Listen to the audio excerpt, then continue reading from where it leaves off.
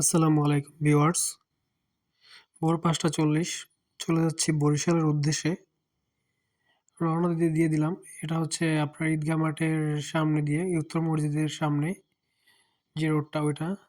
দূর থেকে উত্তর মসজিদের মিনার দেখা যাচ্ছে। দেখতে চলে আসলাম লঞ্চে। লঞ্চে এসে বসলাম। বসার পর একটু হাঁটাহাঁটি করা শুরু করলাম। হাঁটতে দেখলাম যে লঞ্চ পুরাই ফাঁকা। সবদিকে যে যার মতো শুয়ে বসে আছে।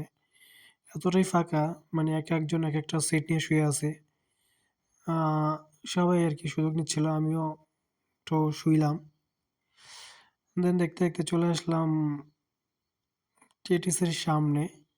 অলমোস্ট কাছাকাছি। হ্যাঁ, চলে আসছি। কারিগরি প্রশিক্ষণ কেন্দ্র বরিশাল। ভিতরে ঢুকলাম। ক্যাম্পাসের ভিতরে মোটামুটি অনেক ভালো একটা দৃশ্য।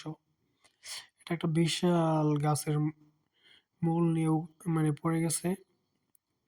এই পাশে একটা খেলার মাঠ। ওই দূরে একটা পানির ট্যাংক সম্ভবত। সঠিক জানি না কি হবে। আপনারা জেনে থাকলে জানাবেন। আর এটা হচ্ছে খেলার মাঠ। এখানে অনেকে খেলাধুলা করে।